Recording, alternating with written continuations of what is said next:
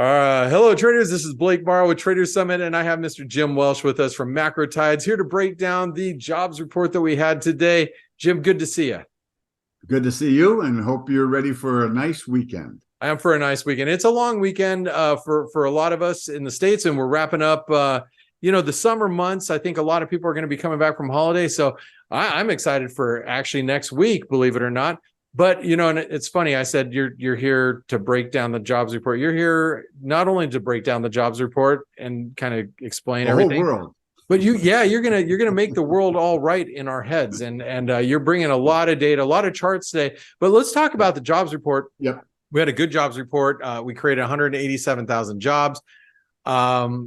The unemployment rate, came down a little bit, but also the average hourly earnings came down. It seemed like that would be a number that the market would really appreciate.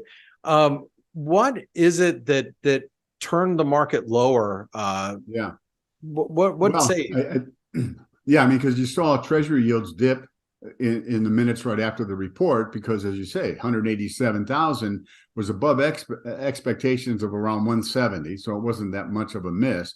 But they revised the two prior months down by 30,000 and 80,000, so 110,000 revisions.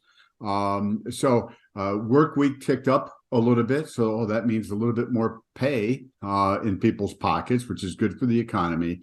But I think what happened, Blake, is that when they dug a little bit deeper into the details, and you start looking at, well, if it wasn't for the yellow strike, which subtracted X number of jobs, when you look through the details, it's like, wait, if you take out these one-time factors, the number would have been closer to 240,000. In addition, in the PCE report that we got this week, the spending number for the month of August was up 0.8%, July, 0.8%. So if you tie that then back to some of the comments Powell made in his speech last Friday, he talked about consumer spending being robust. So I just think what is one of those things where people looked at the numbers, oh, wow, this is a pretty good number. And well, wait a second, let's put it in the totality of different aspects. And all of a sudden, we saw a pretty significant reversal in Treasury yields. And as that unfolded, it took the wind out of the sails of the S&P. We sort of, it opened high at the highs on the day, at the opening, pulled back. And then I think there's still a lot of people, I'm finishing the September macro tides. And the point I'm trying to make is that we're in this transition period where a slowdown in the economy is being welcomed because people are like, oh, that means the Fed is going to be out of the game. And that works as long as the slowdown just looks like softening and not actual weakness. Of course, how do you get to weakness? Well, first you go to soft, then you get softer, and then you get to weak. And then you get even more weakness, right? So we're in this little window where people are like, okay, anything that shows the economy is slowing is okay because it means the Fed won't be raising rates anymore, and yet the economy will still avoid a recession. Yeah. And I think then you saw another pump higher in the S&P, and I think that was in part what the thinking was. I'll note that the S&P has made a higher high than yesterday, lower low yesterday. So if the S&P finishes down today, we'll have the fourth key reversal since July 27th. And each of the three prior reversals happened on good news. It's one thing, when the market declines on bad news, well, that's rational and normal. But when you get an upswing in response to good news, and then the market fades and closes down, that to me is telling. So we'll see how today finishes. Obviously, as we're doing this interview, we still got 3 hours or more of trading left in the day. That's an eternity in an illiquid market, right, Jim? Yeah, I mean, if you look at the volume numbers, it's kind of like they're really low. I mean, I think this week there was at least 2 days that were, if not the slowest days of the year, darn close to it. So your comment about looking forward to next week, people coming back. We'll see volumes return and so forth, because when you have thin markets, little swings can get magnified. Sure. And I think we're seeing that. We've talked about the zero dated options. They now make up more than half of all option trading activity consistently. So that means when you get a good news and an up, market, a lot of times it follows through, like the JOLTS report. Oh, wow, we got a good number, and they jammed it all the way through. At the same time, when you get these key reversals, once they start to really unfold, you get a lot of put buying, which I think triggers some of that too. So yeah, next week it would be good to have everybody back. But the action in the bond market today, to me, has the potential of being very significant. Again, very light trading. The bond market is closing early today. So we'll have to see what follow through happens, on Tuesday and the rest of next week. Well, let's dive in, and thank you for that update, Jim. It's very thorough. Let's dive into some of these charts that you brought. And the first one that you brought was about core PCE, which was the data that we got yesterday. Why is this a big deal, and why did you bring up this chart? I mean, that was yesterday. Well, when I listen to CNBC, because I have it on the background, pretty much all day long, and what I hear consistently is, "Whoa, inflation's gone from 9 to 3%, blah blah blah." Yeah, the CPI, but the Fed, did they look at the CPI? Of course, it's one more metric that's out there. But as anybody paying attention heard, Powell, he didn't talk about the CPI last week. He talked about the core PCE, the Personal Consumption Expenditure Index. All right. And the composition is quite a bit different than this CPI. For instance, in the CPI, housing is 42%. In the PCE, it's 22%. So as we see shelter inflation unwind, as we know, housing prices came down, apartment rents came down. They have rebounded. As a matter of fact, housing prices and apartment rents are pretty much near their highs. It's the 12-month rate of change that has unwound. But what's going to happen is those numbers feed through, we're going to see the core CPI come down more. Why? Because it has a 42% weighting to housing and shelter, whereas the core PC is 22%. The flip thing is, which doesn't get much attention, medical care. So in the CPI, it's 8%. In the PCE, it's 22%. So what's coming, when we get into October, there's an annual adjustment that the Labor Department does to account for insurance premiums and costs, all kinds of, I don't want to get into bore you with the details, but that's going to tick up. So this year, it's been subtracting, a quarter, 0.2 to 0.3 every single month. Well, starting in October, it's going to uptick about 25 basis points. Well, what does that mean for the PCE? Well, since it has a greater weighting, to 22% versus 8% of the CPI, you're going to see the PCE, which again, the Fed pays way more attention to. Yeah. I think it's going to continue to decline. It's just not going to decline as fast as certainly as the Fed would like to see. So again, I just think, the reality is the Fed and Powell has talked about, there's potential rate hike on the table. I think that's less important, Blake, than, we're going to talk about it in a second, in terms of some of the other comments Powell made. So I'll wait to make that. We'll talk about that when we get to that chart. All right. Well, the next chart you brought is you called it an illusion about inflation. Yep. Yeah, we looked at this chart 3 weeks ago, and I think it's important, which is again why it's making a reappearance here, is that, all right, all the inflation metrics are 12-month rates of change. So if something goes up 40% and then flatlines for 12 months, well, it was up 9% and now it's up 0%. But wait a second. If it's relative to the cost of living, in other words, going out for a meal, insurance costs, well, they've all ramped up very significantly. So yeah, wages are up 17, 18% since 2020. But a lot of things that people buy are up 25, 30, 40%. And so you have this illusion that, inflation is coming back under control. But in reality, the cost of living has just plateaued at a much higher level. And in my opinion, that is going to be a factor as far as consumer spending goes. Because, hey, it's going to, the higher cost of living means that what people do on an everyday basis is going to, zap more of their income. Right. Which means they have left to spend, So to me, I don't hear anybody talking about this.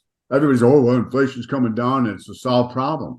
No, this ramp up created a long-term significant problem because it elevated the cost of living. So housing prices are still at 40%. Oh yeah, the rate of change is down to 0. Yeah, but if you're trying to buy a house, yeah, I mean, you're not buying the rate of change. That's, I think that's the common misconception that most consumers have about inflation. They're now finding out the reality. But I think a lot of people, when they first heard, and remember, inflation is a new concept for most Americans. You're somebody that's over the age of 70 is like, I've seen this before. Yep. But for those of us that have been living in this world, since we're, for the last 50, 60 years, this is a newer concept. And so when people have a hard time understanding, like, oh, inflation is so high, but when it comes down, everything's going to correct. Like, okay. I bought ketchup for $1 a bottle, and now it's $2 a bottle, and it's going to come back down to $1 a bottle for my bottle of ketchup. Right. That's not it. No, prices are now plateaued at a higher level, unless you see actual deflation. Now we are going to see some deflation in things like auto prices. They're going to come down. Yeah. But are they going to come down to where they were back in 2019? No. So you're 100% right. And I would extend that, Blake, your comment about most consumers, because you're 100% right. If you're under 45, 50 years of age, you never really experienced serious inflation. It always was trending down, and then it was really stable. I would argue even older, maybe even closer to 60, because even though I was around in the being over the age of 50, I was around during those years. I was a kid. I was a little kid. I didn't pay any attention to anything. So as long as you could buy some bubble gum, you were happy. Yeah. I mean, like, who cares? But again, if you're under the age of 60, maybe even as a teenager, a little bit kind of remember, I guess, but really, do you? But people who had a job and had to, pay bills, obviously that doesn't apply. But I'm going to say that this also applies to most economists, because I hear them come on CNBC frequently and talking about inflation coming down, and now that wages are above the CPI, that's going to really extend their spending and blah blah blah. And I'm like, no, it's beneficial, the fact that wages have gone up. Sure. But in terms of the big things that people buy, it's houses and cars and a lot of things related to that, and those prices aren't coming down in a meaningful way. So this is something that I think, again, as we go further out in time, starts to squeeze most people's and families' budgets, which then means spending at some point in time gets crimped. Jim, we're getting close to that. I don't want to. I know we need to move along here. But one of the things that it's going far underneath the radar right now is the rally that we're seeing in crude oil, and crude oil is breaking out today above 85, and I have targets of 95 right now, and that's 10-13% higher than where we're currently at. If you apply that same type of calculation to maybe energy costs, you're really going to hit the consumer over the head with higher prices moving forward. I mean, this is where before oil went up, gasoline prices went up crazy, but people had just been given a lot of money from the government. So they might kvetch about it a little bit, but they were able to, okay, I paid $80 to fill up my tank today. It used to be, 55. Mm-hmm. Yeah, but they could handle it. Now it takes, again, the point being is that, it's zapping spending power. And the other thing is, what's it going to do to the inflation numbers? Now, again, core inflation doesn't include energy, but the headline number does. And it's when people go to the gas station, they see, geez, it's up another dime. It's up another dime. So the August consumer confidence number came out this week. It kind of was overshadowed, but it dropped significantly, Blake. From 116 was the original number reported for July. It dropped to 106. The other thing, expectations went from 88 to 80. So I think consumers are starting to wake up to everything you're talking about, and it's hitting confidence. So to me, that was the next shoe to drop, is watch confidence, because once consumer confidence really weakened, and if that headline number gets below 95, we'll be in a recession. Right. So anyway, those are the signposts. All right, Jim. Well, you brought some comments from Jackson Hole, or a chart regarding Jackson Hole. What is this about? Why are we focused here? Well, I just want to focus that, for me, my takeaways were, in looking at his speech in 2022 and 2023, he focused on three points. One was, hey, the goal is 2% inflation. It is and will remain. Okay. But he also said in 2022 and last week, we need to see the economy grow less than its long-term potential. The long-term potential is 2%. What have we seen? We've seen 4 consecutive quarters, GDP north of 2%. And right now it looks like the third quarter could be close to 3%. I mean, the Atlanta Fed GDP now number is like 5.6. I think that's way overstated. But my point is, this is what they believe needs to happen. As I discussed in the September Macro Tides, and if somebody wants a copy, send me an email, Jim Welsh Macro, and at Gmail, send it, and I'll send it to you. Is the Fed is looking out over the next 3 to 5 years. So they need to have the economy slow enough to create enough slack so that when it resumes growing, you're not going to see inflation tick up quickly. And what that means to me is that they need to see GDP drop under 2% and stay under 2%. When I say for a while, I'm thinking like 2 or 3 quarters, an extended period of time. Same way with the labor market. NAIRU is the non-inflationary unemployment rate. They keep saying it's 4.4. All right, the unemployment rate ticked a little bit higher this month. I think that jump from 3.5 to 3.8 probably was a little overstated, but they're going to need to see the unemployment rate, I think, go close to 4.4%. Why? Because they want to make sure enough slack shows up in the labor market. So once the economy starts to improve in 2025 or somewhere out there, we're not going to see wage inflation kick up right away. So the idea that, okay, the Fed may not be raising rates anymore, I think misses the bigger point, Blake. The bigger point is, this is what the Fed needs to see to consider that inflation is not only going to continue to trend down next year, but then stay down. And that means, I think, a fair amount of more weakness. So the numbers that we got on inflation and the labor market, they're moving in that direction, but we're not nowhere close to where I think they ultimately will wind up. And what the Fed, they can't talk about a lot of this stuff because politically it would be suicide. But if one listens to them and understands the dynamics of the economic cycle, I believe this is what they're thinking. All right. Well, fair enough. Well, I want to know what you're thinking regarding the dollar. So the next chart you have is the dollar. And, the dollar came out of its shoes today. It looks like it's trying to maintain a bullish stance. What do you got here?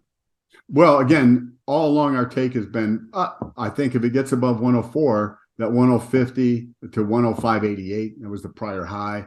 It has a shot to go up there. And the wiggle down that we saw because of the PCE coming in the way it did, or no, it actually was the JOLTS report that really hammered the dollar. What it's starting to look like 1, 2, 3, the pullback we saw this week was 4, and now we're ramping up for 5.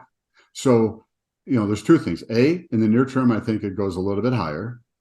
If indeed we get 5 waves up, we'll see then a pullback. But the longer term outlook then is much more bullish for the dollar, because you had this correction down to the number, we have key, we were looking for a pullback. We got it, a sharp break, all unfolded. Okay, we're going to get a rally. If this thing unfolds as a clear 5, Blake, it implies that ultimately the dollar's going comfortably above 106 after a pullback. So the next week is going to be pretty important in terms of how the dollar trades.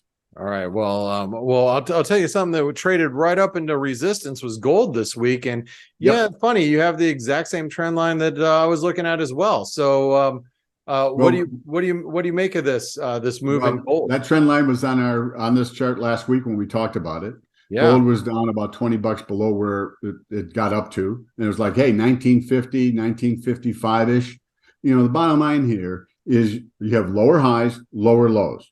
So that's a downtrend. All right. So at a minimum, just taking out the trend line would have been positive, but ultimately you would have, to change that dynamic of the downtrend, it would have to get above 1987. My expectation was that the dollar would continue to push, we'd get a little pop, and then gold will drop below the 1885 level and potentially under 1850 down towards 1820. I think that will complete this wave two before gold, I think, has the potential to rally to new all-time highs. So, it's just how much weakness do we see? And, the fact that it respected so far that trend line, just reinforces that expectation. And it makes a lot of sense because then the dollar is going to respond the way that you just mentioned too. If we see a pullback here, the dollar could make it past 106. So it's all connected, and it all makes a lot of sense to what you're putting together. The next chart you have is yields. So what do you make of treasuries here?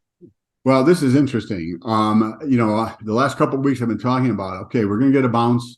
Yields are going to come down, but I think there's still the potential and risk that we're going to see yields push up one more time. And I was looking at was it the 411 on the 10-year. Yep. It got down near it and got a little bit below the last day or so. And then what we saw today is, as we talked at the beginning, Treasury yields dipped and then reversed higher. And this is a key reversal day in the sense that you have a lower low on the 10-year and a higher high. Yeah. On the 30-year, what's interesting, Blake, is where the 10-year dropped to a lower low, the 30-year bond did not do that. Now, on the bond futures, it missed by a tick, still a miss.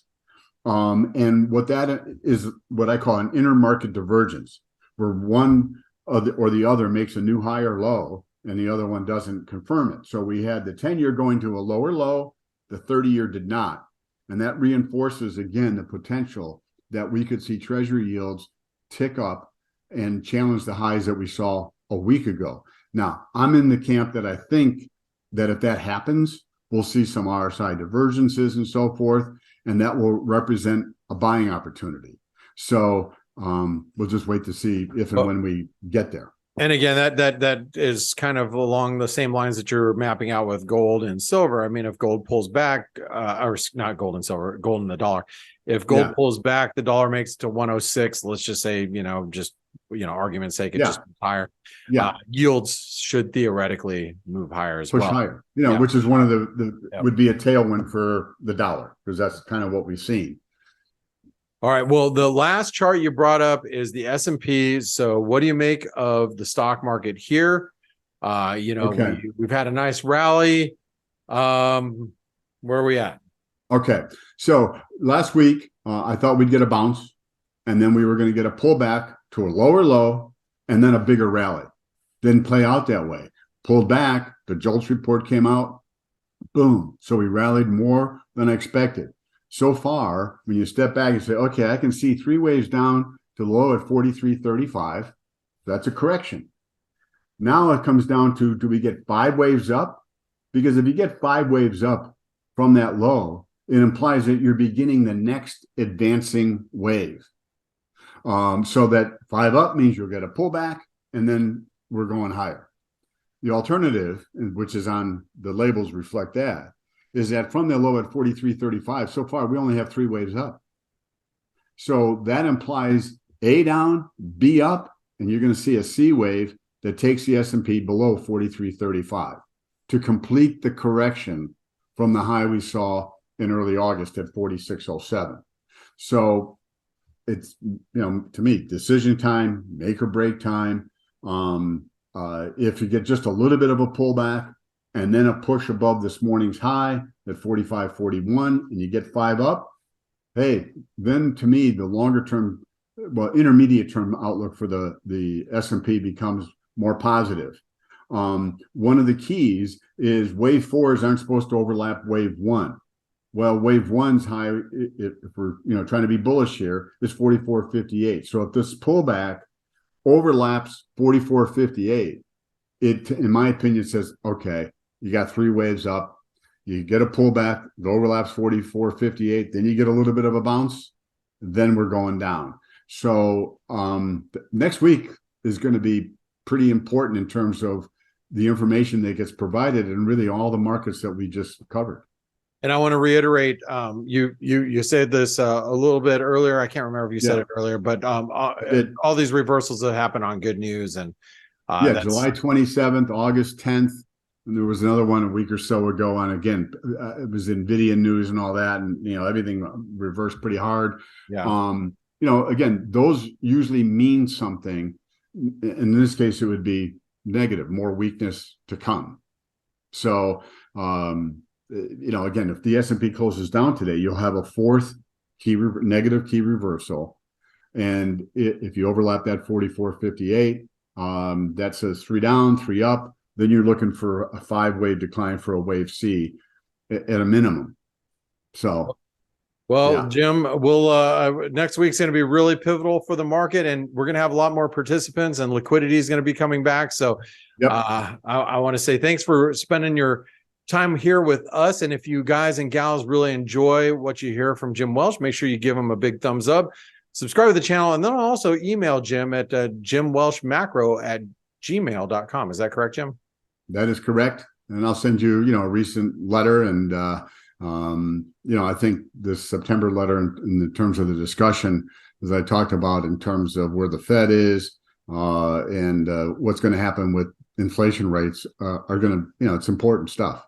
It really is. And just remember, if you are a listener here at Traders Summit, you do get a discount from Jim over at Macro Tides. So make sure you mention that you saw it here. So, Jim, I want to thank you. Have a great weekend, and I hope you have a nice holiday weekend yourself.